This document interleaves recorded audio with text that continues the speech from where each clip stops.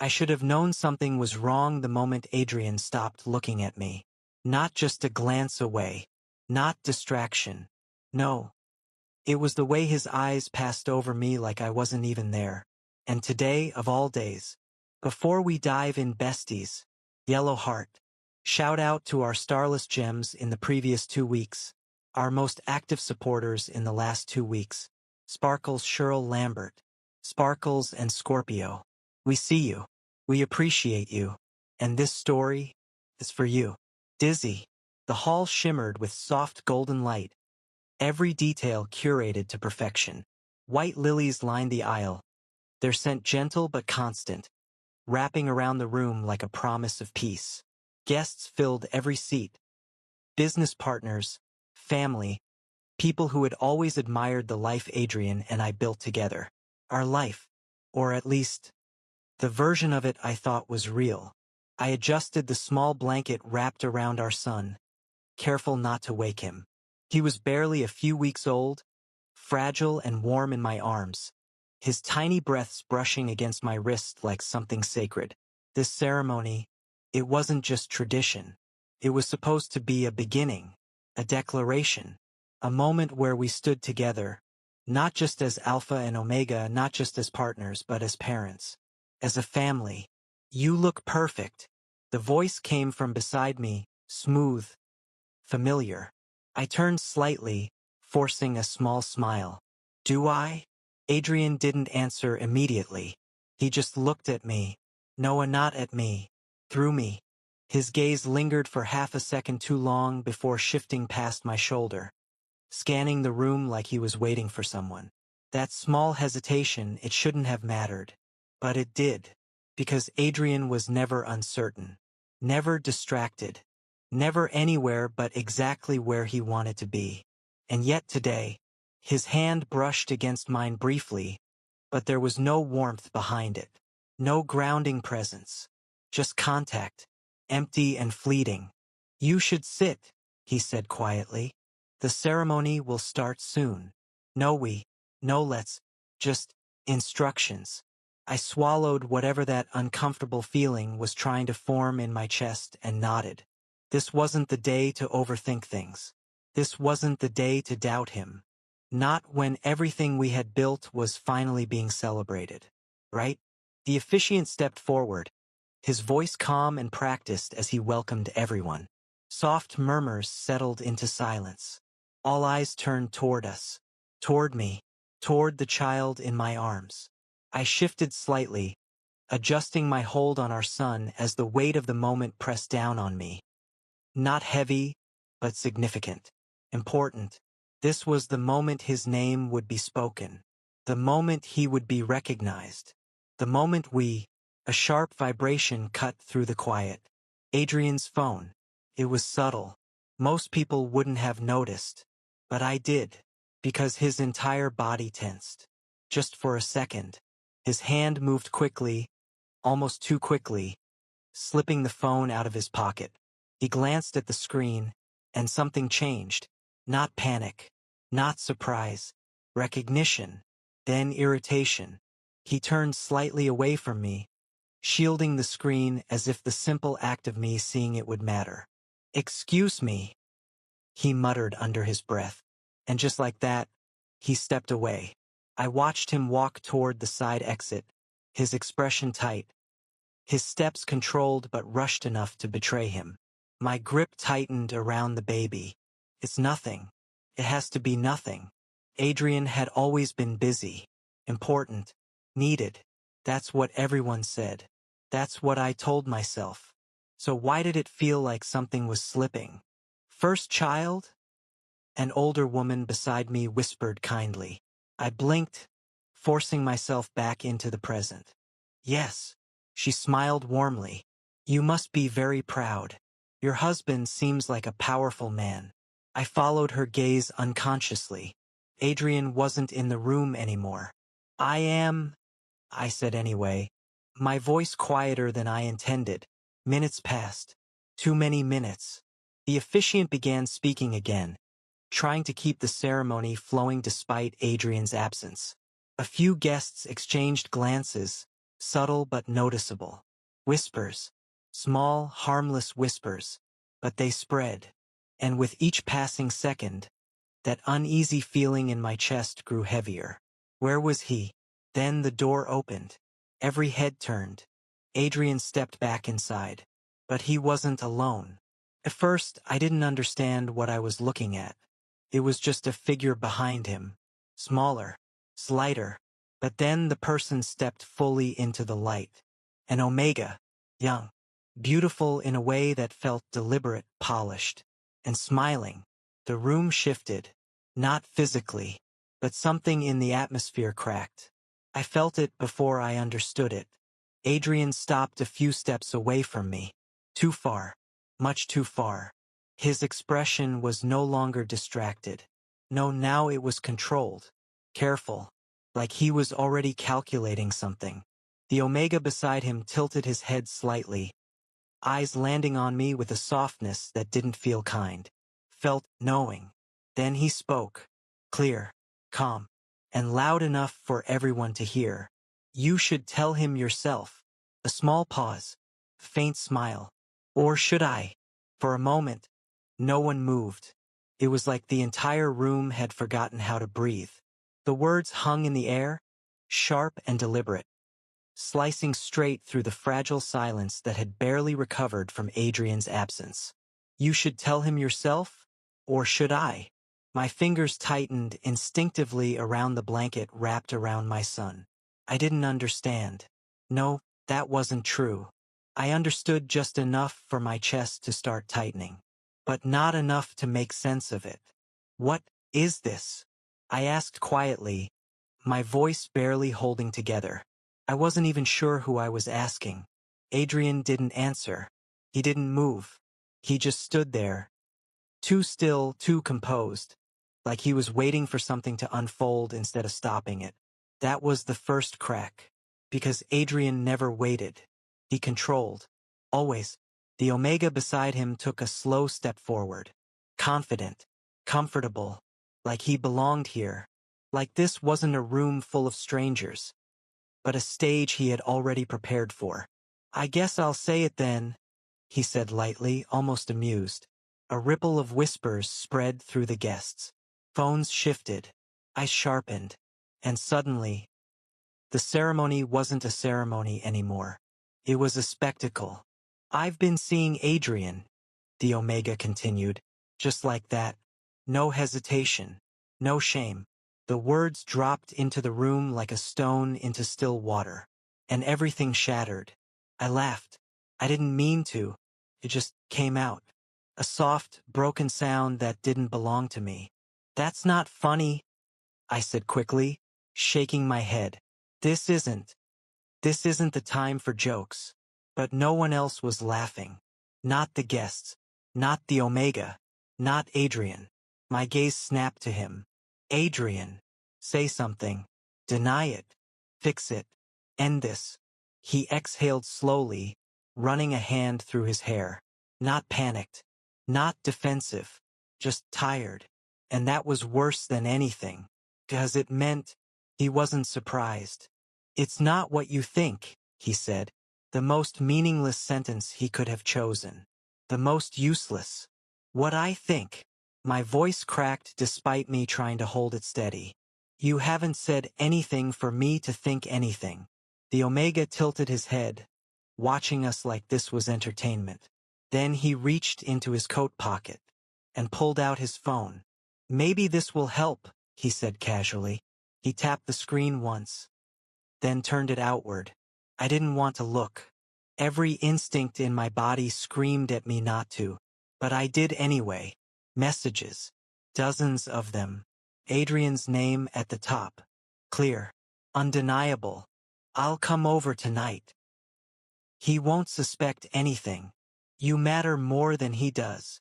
My stomach dropped. The room blurred. But the words stayed sharp.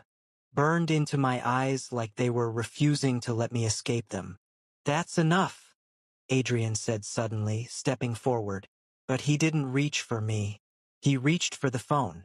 The Omega pulled it back just out of reach, a faint smirk touching his lips. Oh, come on, he said softly.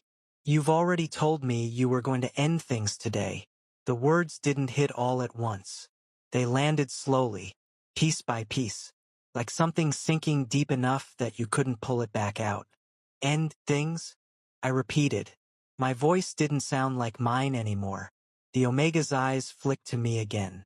And this time, there was no softness, just certainty. He told me this ceremony was the last step, he said. Make everything look perfect, then walk away clean. A murmur rippled through the guests. Shock, disbelief, judgment. My arms tightened instinctively around my son. He shifted slightly, disturbed by the tension, a soft sound leaving his lips. And that broke something inside me. Adrian. I said his name again. But this time, it wasn't a question. It was a plea. Tell me that's not true. My voice dropped, barely audible now. Not for the room. Not for anyone else. Just for him. For a second. Just 1 second. I saw it. Hesitation. His jaw tightened. His eyes flickered. And in that tiny, fragile moment, I thought he would fix it. I was going to explain, he said. Not deny. Not refuse. Not no. Explain. The room went silent again. But this time, it wasn't confusion. It was understanding. My fingers trembled against the fabric of the blanket. I couldn't feel anything properly anymore. Not the weight of my child. Not the ground beneath me. Not even the air. You were going to explain, what? I whispered. That you've been lying to me? That you were planning to leave me? That today. My voice cracked completely. Today was all fake? Adrian didn't answer. Not really. His silence said enough. And behind him, the Omega smiled. The silence didn't break all at once. Cracked. Slowly. Like something fragile giving way under pressure that had been building long before this moment. No one spoke. No one moved. Because now, everyone understood. I looked at Adrian. Really looked at him. Not as my alpha. Not as the man I built a life with. But as a stranger standing in front of me while another Omega held the truth I should have known. You were going to explain, I repeated quietly. The words felt empty in my mouth, like something already dead. Adrian exhaled slowly, his expression tightening.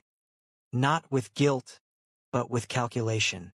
That was what hurt the most. He wasn't trying to fix this. He was trying to manage it.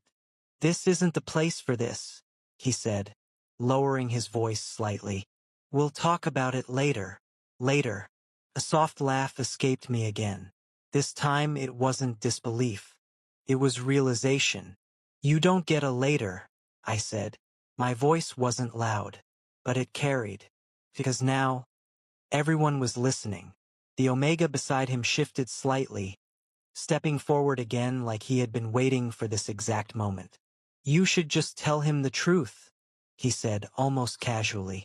Adrian shot him a sharp look. Enough. But it was already too late, because now I was looking at both of them. Not confused anymore. Not lost. Just seeing. How long? I asked. No one answered. How long? I repeated, stronger this time. The Omega didn't hesitate. 8 months. The number didn't feel real. 8 months. My mind tried to place it. Tried to understand where that fit into my life. Into our life. 8 months ago, I was pregnant. The realization hit like something physical. Sharp. Immediate. Unavoidable. You were seeing him while I was carrying your child? I asked. Adrian finally looked at me properly. And for the first time, there was something in his eyes. Not guilt.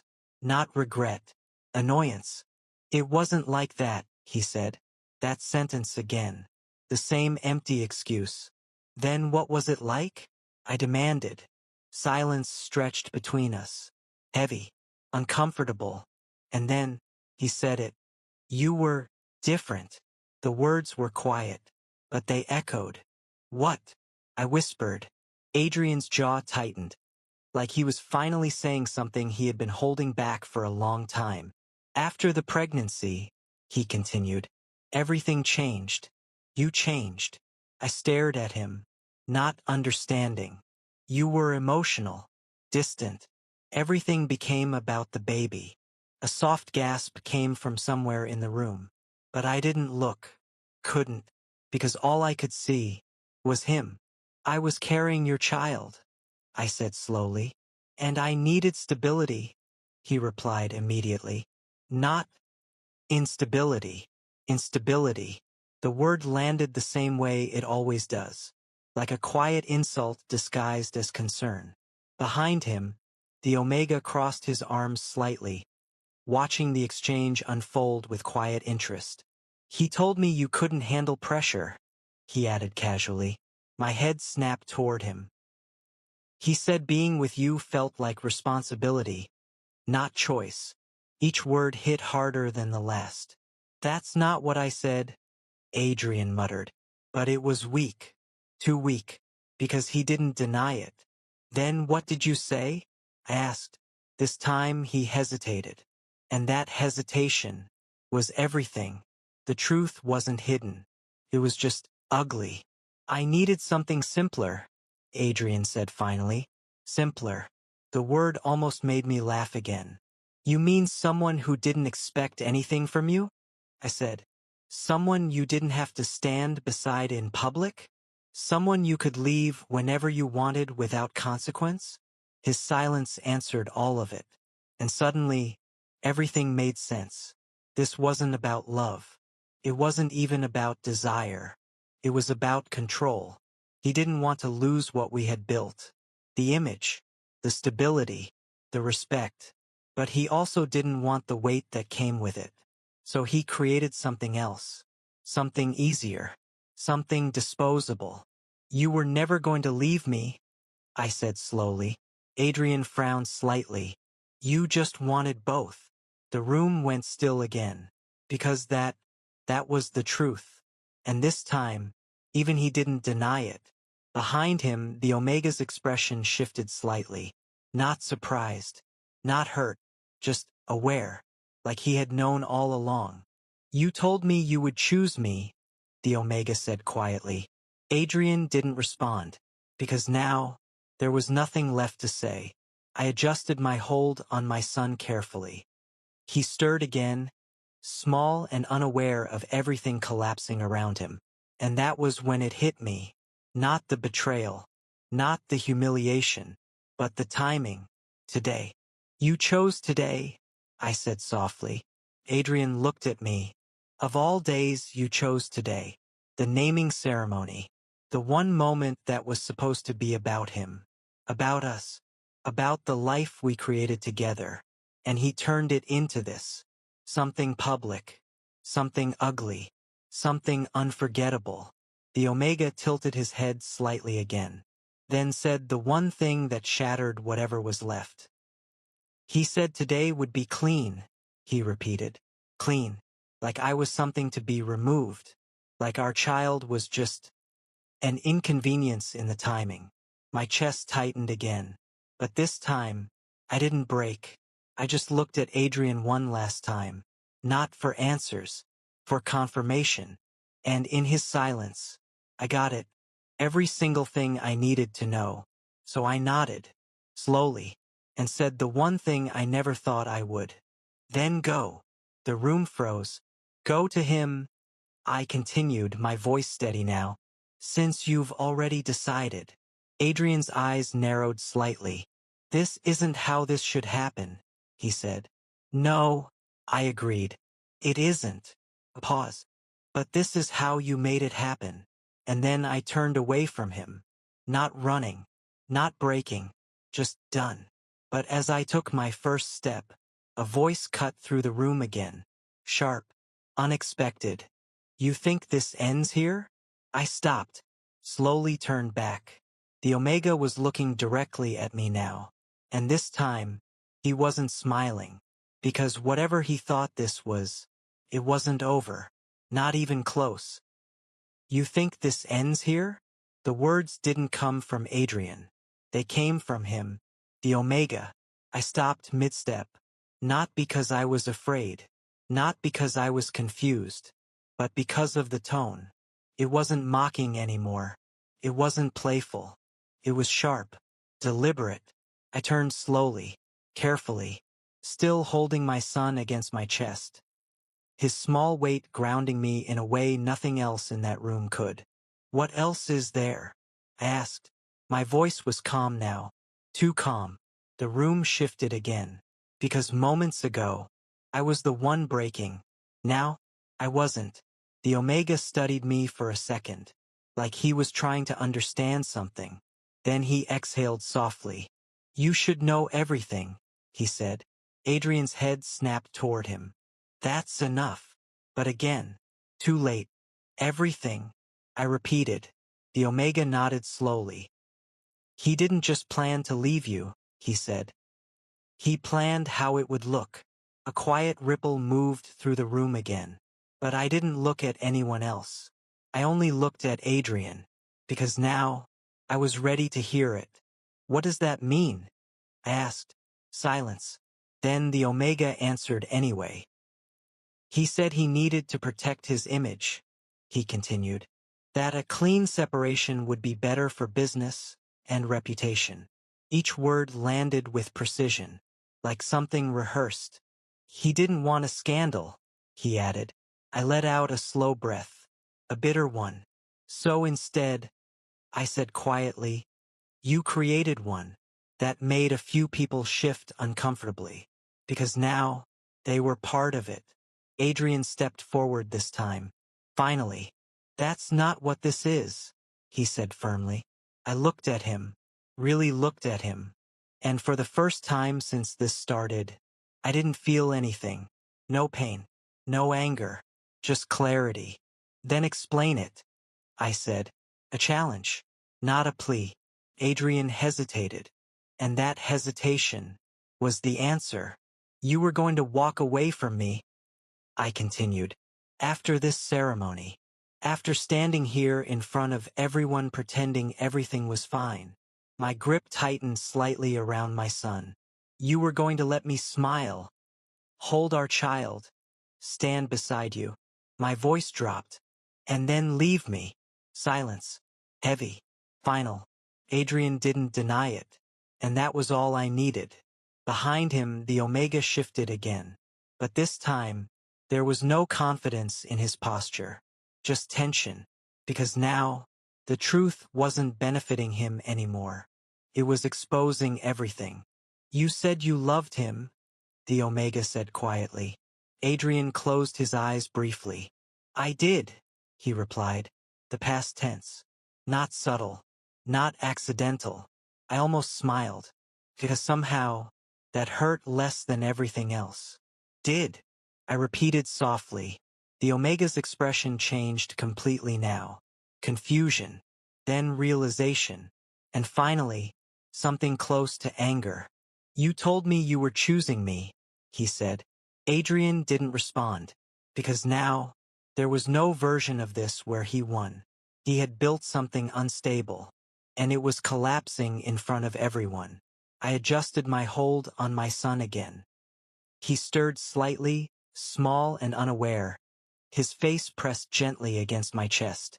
And in that moment, everything became simple. Not easy, but clear. This wasn't about them anymore. It wasn't about betrayal, or explanations, or who knew what. It was about what came next. And I already knew. "I'm leaving," I said. The words cut clean through the tension. Adrian's head lifted immediately.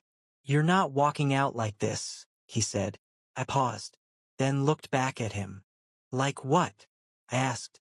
His jaw tightened. "This is still your family," he said. I almost laughed again. Almost. "No," I said quietly. A pause. Then, "It was." That was the moment. The exact moment something shifted completely. Because for the first time, Adrian didn't have control. Not of the situation. Not of me. And not of what people were seeing. Around us, whispers grew louder. Phones lifted higher. Eyes sharper. This wasn't private anymore. This wasn't controlled. This was exposure. And he knew it. "You're making this worse," he said under his breath. I stepped closer to him. Not aggressively. Not emotionally. Just enough for him to hear me clearly. "You already did that," I replied. Then I stepped back. Turned. And this time, I didn't stop. Not when someone called my name. Not when chairs shifted. Not when the room behind me erupted into noise. Because I wasn't part of it anymore. I walked out of the ceremony hall with my son in my arms. And nothing else. No hesitation. No second thought. Just forward. But as the doors closed behind me, my phone buzzed. Once. Twice. Then again. I didn't need to look. I already knew who it was. Adrian. And for the first time since all of this started, I didn't answer. Because whatever he had to say now didn't matter anymore. But then, another notification appeared. Unknown number. I frowned slightly, opened it, and the message was short. Too short. "You don't know everything yet." My steps slowed. Just slightly. Because something about that message didn't feel like a warning. Felt like a promise. And suddenly, this didn't feel over. Not even close. "You don't know everything yet."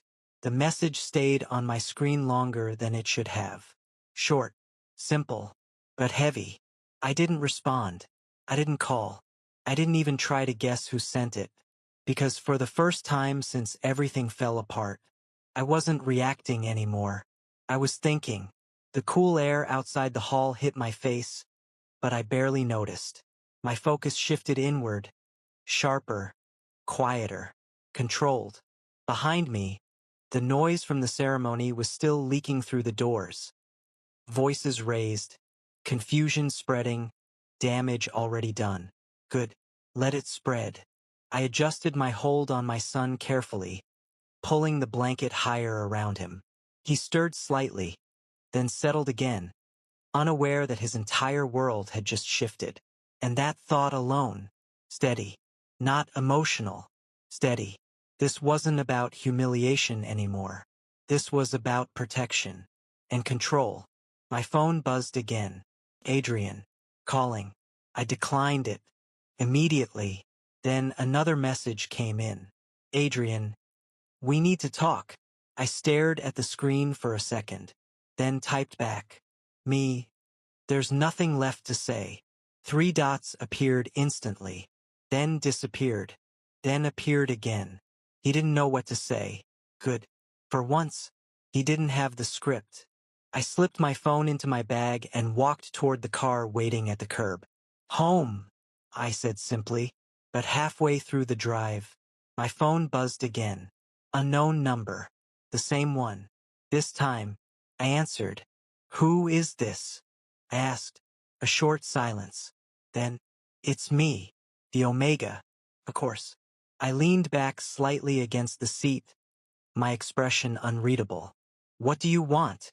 I asked. Another pause. Then his tone shifted. Not confident. Not sharp. Careful. "You deserve to know the full truth," he said. I almost ended the call right there. But something stopped me. Not curiosity. Instinct. "Then talk," I said. A quiet exhale came from the other end. "It didn't start the way you think," he began. I closed my eyes briefly. "They never do." He ignored that. "He didn't come to me because he loved me," he said. That caught my attention. Not because it changed anything, but because of how he said it. Flat. Certain. "He came to me because I was convenient." The word echoed. Convenient. Same pattern. Different perspective.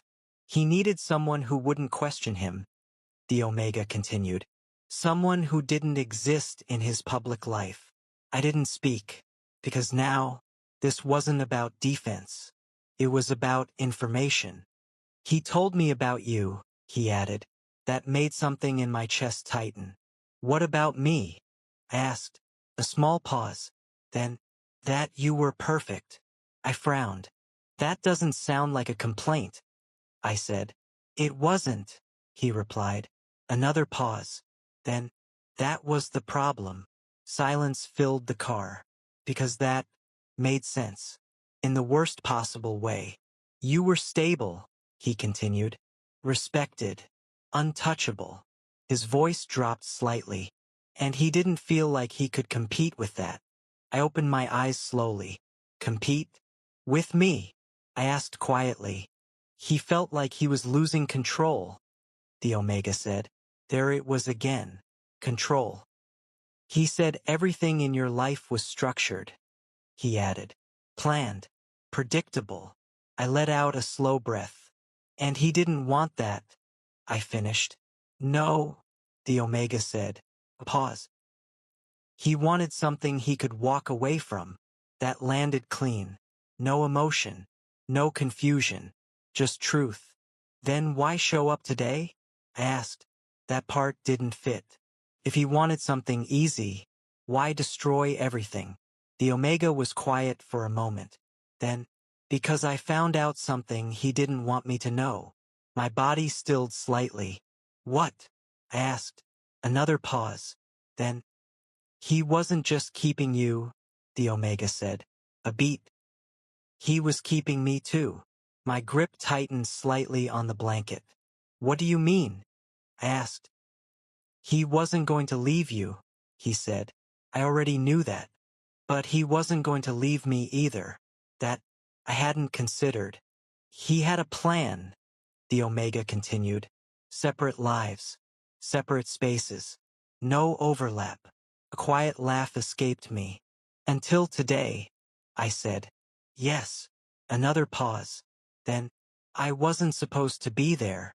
That changed everything. You came on your own, I realized. Yes. Why? The answer came immediately. Because I found the contract. My heart skipped. Contract. I repeated. A deeper breath came from the other end. Legal documents, he said. Prepared before today. My chest tightened again. What documents? I asked. And then he said it. Separation papers. The car felt smaller suddenly. Colder. He already filed them, the Omega added quietly. My fingers curled tightly around the edge of the blanket. Before today. Before the ceremony. Before standing beside me in front of everyone. He had already ended it. Legally. Silently. Strategically. He wasn't going to tell you, the Omega said. He was going to let it happen quietly. After today. I stared straight ahead. Not shocked. Not broken. Just understanding. This wasn't betrayal. This was calculation. Cold. Deliberate. Planned. And suddenly, everything became very simple again. Send me everything, I said. The Omega paused. You're not upset? He asked. I almost smiled. No, I said calmly. A beat. I'm done reacting. Silence. Then, I'll send it, he said. The call ended. A second later, files started coming in. Documents. Screenshots. Proof. I looked down at my son. Still asleep. Still safe. And for the first time since this started, I felt something steady settle inside me. Not pain. Not anger. Control. Because now, I didn't just know what he did. I knew how he did it. And more importantly, how to end it. My phone buzzed again. Adrian. Calling. Again. I let it ring. Watched it. Then silenced it. Because whatever he thought he still had, he didn't. And this time, I was the one with the plan. By the time I got home, I wasn't shaking anymore. That was the first thing I noticed. Not the silence. Not the emptiness of the house. Not even the fact that everything I thought I had was gone. Just that I wasn't breaking. I closed the door quietly behind me, careful not to wake my son. The soft click echoed through the hallway like something final. Hours ago, I would have collapsed, cried, demanded answers. Now, I walked forward. Slow. Steady. like someone who finally understood the game they were being forced to play. I placed my son gently in his crib, adjusting the blanket around him with careful precision. His tiny hand curled instinctively, and for a second, just 1 second, I allowed myself to feel it. Not pain, purpose. Because everything I did from this point forward was for him. My phone buzzed again. Adrian. Calling. I stared at the screen. Let it ring. Then decline. Again. Then came the messages. Adrian. We need to talk now. Adrian. This is getting out of hand. Adrian. Answer your phone. Out of hand. I let out a quiet breath. He still thought he was managing this. Still thought this was a situation he could control. Good. I typed back slowly. Me. Come home. 3 words. That was all. No anger. No emotion. Just invitation. The typing bubble appeared instantly. Then disappeared. Then came his reply. Adrian. I'm on my way. Of course he was. Because he thought this was a conversation. He didn't know. It was an ending. I set my phone down and walked into the living room. Everything looked the same. Perfect. Untouched. The life he didn't want to lose. And yet, the one he had already destroyed. Minutes passed. Then the door opened. Adrian stepped in. Fast. Tense. He stopped the moment he saw me standing there. You left, he said immediately. Not are you okay? Not let's fix this. Just, you left. I did, I replied calmly. His eyes narrowed slightly, like he was trying to read something in my face. But there was nothing to read, because I wasn't reacting anymore. This got out of control, he said, running a hand through his hair. I tilted my head slightly. Did it? I asked. A pause. Then he exhaled. That wasn't supposed to happen like that, he continued. Of course. Not regret. Just poor execution. I see, I said quietly. He stepped closer. We can fix this, he added. Fix. Such a simple word. Such a meaningless one. How? I asked. He hesitated. Then, I'll handle him, Adrian said. Handle. Not apologize. Not explain. Handle. I almost smiled. You mean like you handled me? I asked. That made him pause. Just slightly. This is different, he said. No, I replied calmly. It's not. Silence stretched between us. Then he shifted tactics. I didn't plan to hurt you, he said. There it was. The attempt. The version of accountability that wasn't really accountability. You planned everything else, I said. His jaw tightened. What is that supposed to mean? He asked. I stepped closer. Not aggressively. Not emotionally. Just enough. Before today, I said quietly, you already made your move. His expression changed. Small, but visible. And that was all I needed. You filed, I continued. Silence. Then, you weren't supposed to know that yet, he said. Not denial. Confirmation. Clean. Final. I know enough, I replied. His eyes sharpened. Who told you? He asked. I didn't answer, because it didn't matter. What mattered was that he realized something had shifted. You're overreacting, he said suddenly. And there it was. The final mistake. Because now, I understood everything. No, I said quietly. I'm not reacting at all. That made him stop. Really stop. Because now, he could see it. This wasn't emotion. This was control. You don't get to walk away like this, he said. I looked at him. Calm. I already did, I replied. A long silence followed. Heavy. Uncomfortable. Because for the first time, Adrian didn't know what to do. He didn't have the upper hand. He didn't have the narrative. And he didn't have me. You're making a mistake, he said finally. I nodded slightly. Yes, I agreed. A beat. Trusting you was. That landed. Hard. He stepped forward again. frustration breaking through now. "Don't do this," he said. I held his gaze. "I'm not doing anything," I replied. A pause. "You already did." Silence. Final. He stood there for a moment longer, then turned, walked toward the door, stopped. "You'll regret this," he said without looking back. I didn't respond, because regret wasn't part of this anymore. The door closed behind him, and just like that, the last piece of what we had was gone. But this time, I didn't feel empty. I felt ready, because now, it wasn't about what he did. It was about what I would do next. And he still didn't understand that. But he would. Soon. Very soon. Adrian thought it was over. That was his first mistake. The second was thinking I would stay quiet. 3 days. That was how long it took. Not to recover. Not to heal. But to prepare. Because healing could wait. What couldn't wait was ending this properly. The city moved like nothing had happened. People still went to work. Cafes still opened. Meetings still held.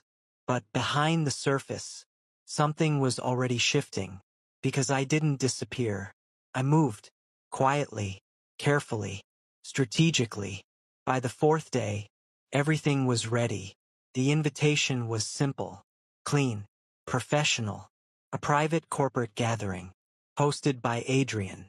Only, he didn't know about it. Not yet. I stood in front of the mirror, adjusting my coat carefully. Not too formal. Not too soft. Composed. That was all I needed to be.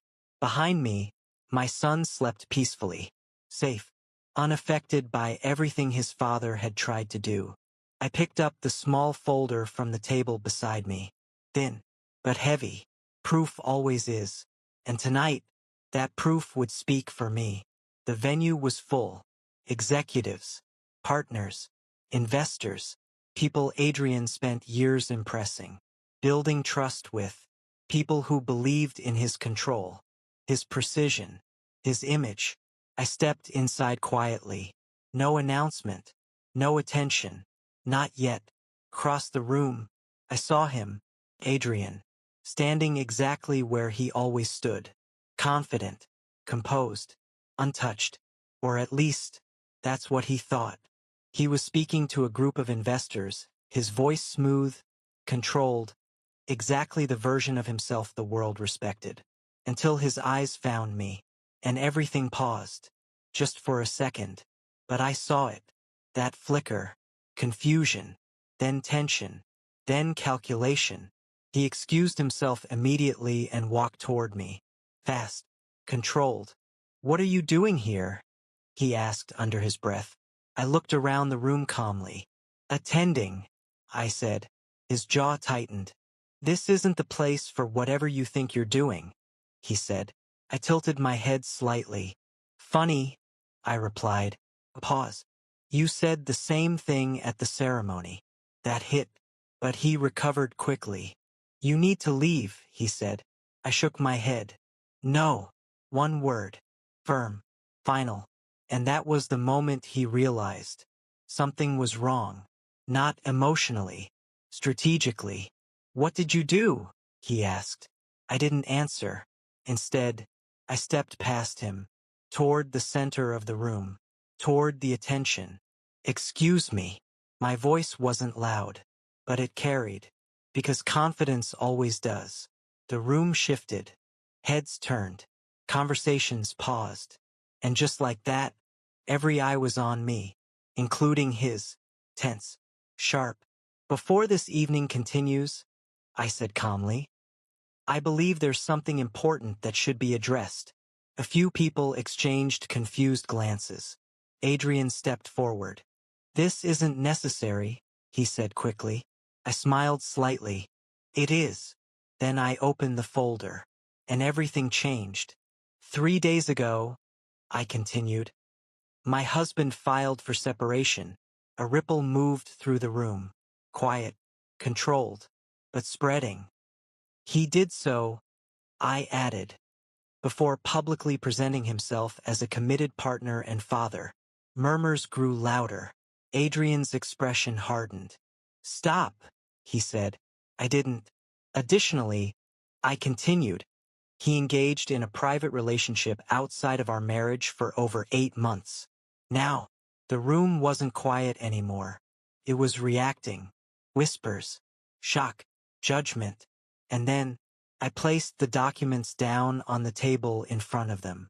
Clear, undeniable, messages, dates, legal filings, everything. He built his reputation on control, I said calmly. A pause. But control without integrity. I looked directly at him. Doesn't last. Silence. Heavy.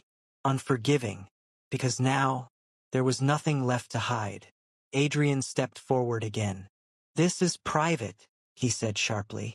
No, I replied. It stopped being private the moment you made it public. That ended it. Because now, everyone understood. And more importantly, everyone saw. Minutes later, the room had shifted completely. People weren't engaging with him anymore. They were watching him, evaluating, reconsidering. Because trust, once broken, doesn't come back quietly. Outside the venue, he found me. Of course he did. This is what you wanted? He demanded. I turned slowly, calm. Yes, I said. A pause. This is exactly what I wanted. His expression twisted. You destroyed everything, he said. I shook my head. No. A step closer. You did. Silence. Then, I can fix this, he said. There it was again. Fix. I almost laughed. No, I said softly. You can't. A beat. Because this time, there's nothing left to fix. Weeks later, the divorce finalized. Clean. Controlled. And in my favor. Custody? Mine. Assets? Divided. Reputation? Not his anymore. The last time I saw Adrian, he wasn't standing tall. He wasn't composed. He wasn't in control. He was standing outside my home, waiting. I made a mistake, he said. Of course he did. I know, I replied. A pause. Please, he added. I held my son closer and looked at him, not with anger, not with pain, but with finality. You didn't lose me because you cheated, I said. His eyes lifted. You lost me, I continued, because you didn't care when it mattered. Silence. Then, I turned and walked inside, closing the door behind me, for good, because some betrayals don't break you. They reveal you, and what they revealed wasn't weakness. It was strength. If someone humiliated you in front of everyone, would you stay, or would you do exactly what I did? Tell me in the comments. And besties, if you love strong omegas and real consequences, subscribe, because here, alphas don't win by betrayal. They lose by underestimating us.